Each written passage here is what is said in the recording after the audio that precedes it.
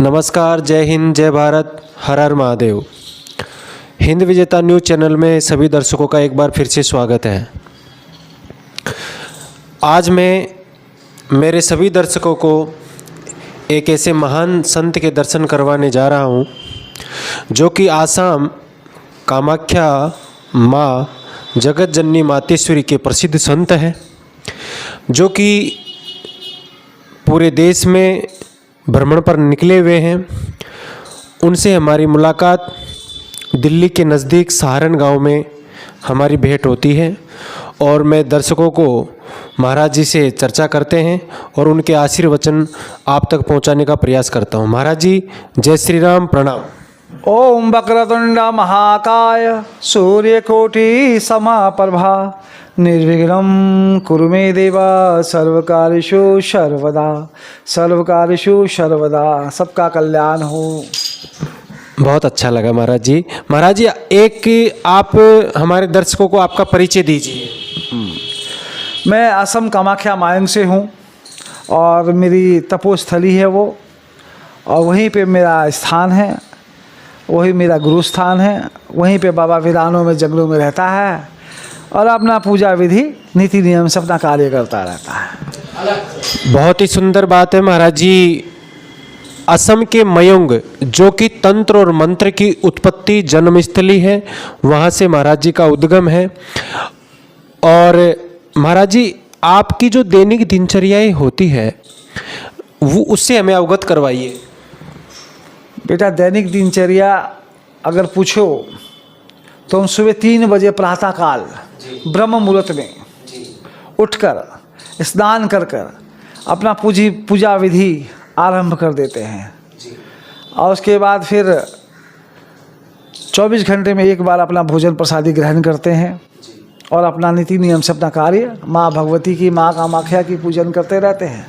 यही मेरा कार्य है। जय हो गुरुदेव। बहुत ही अच्छी बात बताई है महाराज जी ने। महाराज जी सदैव माँ जगत जननी मातेश्वरी कामाख्या देवी के चरणों में संलिप्त रहते हैं। उनकी पूजा साधना में अपना पूरा जीवन, पूरा समय, तन मन से पूरा समय व्यतीत करते हैं। तो महाराज जी, कड़ाके की सर्दी पड़ रही है, बहुत तेज़ ठंड है, चारों तरफ कोहरा छाया हुआ है, उसके अंदर भी आप देश के भ्रमण पर निकले हुए हो और ना आपने कुछ पहन रखा है, केवल एक ये चोला धारण कर रखा है। तो ये एक मैं तपस्या का अपना तप मानूं या कोई और एनर्जी है, ये कैसे संभव है? बेटा, हमारा सनातन संस्कृति शास्त्र कहता है जैसे ढालोगे वैसे बनोगे। हमारा कार्य ये नहीं है वस्त्र पहन के कूदने का। हम तो एक लंगोट में रहते हैं, -50 हो जाए तभी हम वहीं पे रह जाते हैं, ऐसे बिना वस्त्र के ही। हमें कोई आवश्यकता नहीं है वस्त्र पहनने की। वो तो संसार में भ्रमण कर रहे हैं बेटे, इसलिए ये भी वस्त्र दिखाई दे रहा है। वरना ये भी नहीं दिखाई नहीं देता तुझे। तो जंगल में रहते हैं जब कोई वस्त्र नहीं धारण करता? लंगोट में रहता है बाबा, बस एक ही वस्त्र रहता है, लंगोट में अपना पूजा विधि करता है, बस इसके आगे कुछ भी नहीं है। आपका जो आश्रम है वो आपने बिल्कुल निर्जन जंगल में है या कहीं माँ कामाख्या के मंदिर के आसपास? बेटा, माँ कामाख्या से 40 किलोमीटर दूर मायंग है। अच्छा। 1-2 घंटा लगेगा जाने में वहाँ से, कामाख्या मंदिर से। अच्छा। वीरानों में है, जंगल के अंदर है, गुफा के अंदर है।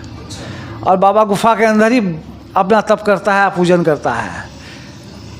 बहुत ही आश्चर्य की बात है और यही हमारे सनातन धर्म की नीति है, परंपराएं हैं। संत अपने सांसारिक जीवन को त्याग करके निर्जन जंगलों में, गुफाओं में अपने भगवान के प्रति अपनी लो लगा के रखते हैं। तो महाराज जी, आप मुझे एक बात बताइए कि जो सांसारिक जीवन को आपने त्याग किया और आपने संन्यास धारण किया, तो इस संन्यास धारण करने के बाद में आपके जीवन में क्या उतार चढ़ाव आए, क्या कठिनाइयाँ आई, क्या दुखों का सामना करना पड़ा, ऐसा हमारे दर्शकों को अवगत करवाइए। जय श्री राम, जय शिव शंकर, जय माँ कामाख्या। मेरे कहने का मतलब है बेटे, खुद को बदलो, देश बदल जाएगा। खुद को बदलो, देश बदल जाएगा। मानवता कहता है कि जीवन में कोई भी कार्य करो, शुद्ध मन से करो, पवित्र मन से करो, अपने आप ही कार्य सिद्ध हो जाता है। रहा संसारिक मोह माया, तो जीवन में पाप करो और फिर धर्म निभाओ। ये भी नियम नीति नहीं कहता है। नियम नीति कहता ये है कि जीवन में अगर जगाना है तो काम, क्रोध, लोभ, मोह, मद, इन सबको त्यागो और फिर संत बनो। कभी बन सकता, तू भी बन सकता है संत, तू भी बन सकता है ना। लेकिन संत बनने के लिए इन 5 चीजों का त्याग करना, 5 चीज़ों का नहीं, सब कुछ त्याग करना, जीरो कर दो अपने आप को। कोई माया नहीं होनी चाहिए तुम्हारे पास, किसी तरह का कोई भी लालच नहीं होनी चाहिए कि मेरे पास ये हो जाए, घर हो जाए, गाड़ी हो जाए। संसार में पाखंड मचा रखा है। कई सबको मैं नहीं बोल रहा हूँ, संतों में भी हमारे ऐसे हैं जो भरबन करते हैं। पाखंडदारी बढ़ाने से, कपड़े पहनने से कोई संत नहीं बन जाता है।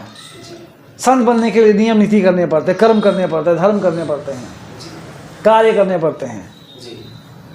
और मैं सब समाज को और देशवासियों को ये संदेश देना चाहता हूँ कि श्री रामचंद्र जी का भव्य मंदिर का निर्माण हुआ है,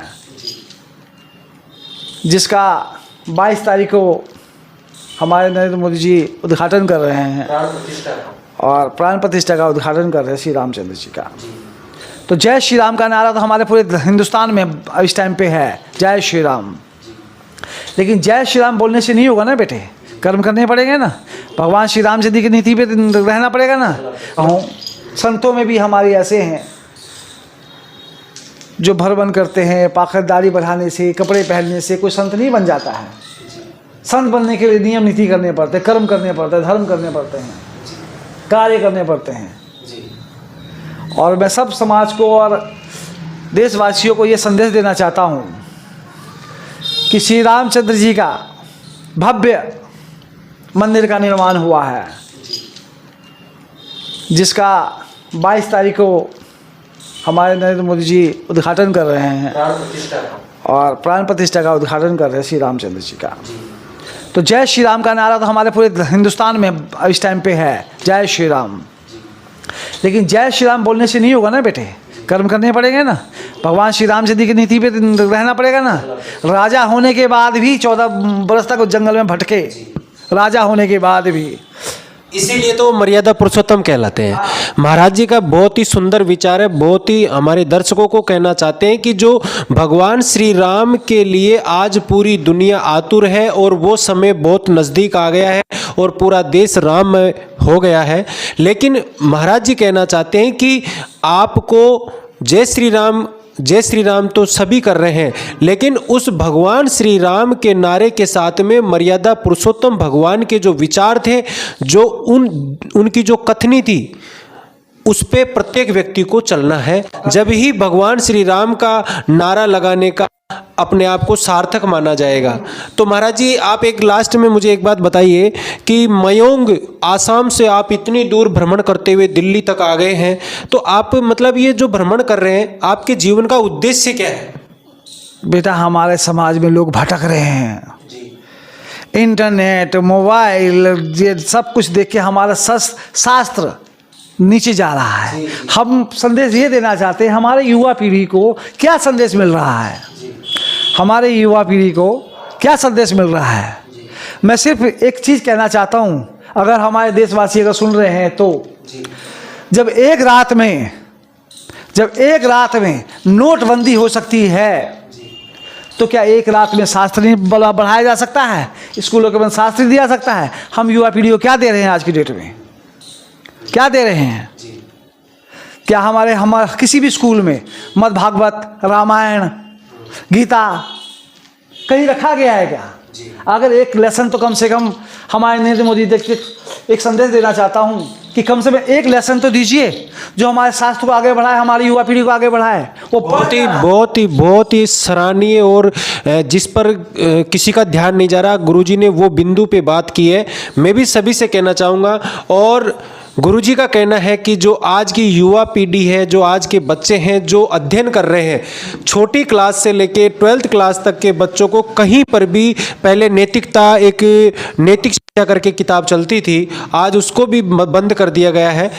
तो महाराज जी का कहना यह है कि प्रत्येक अध्याय में प्रत्येक विषय में, जैसे हिंदी है या एक नैतिक शिक्षा के नाम से अलग किताब चलाई जाए, उसके अंदर भगवान के प्रति हमारे पुरानी संस्कृति की बातें उनमें बताई जाएं, कहानियाँ दी जाएं, संस्कारिक कहानियाँ दी जाएं, जिससे बच्चे पढ़े और उस पर चलने को अग्रसर हों।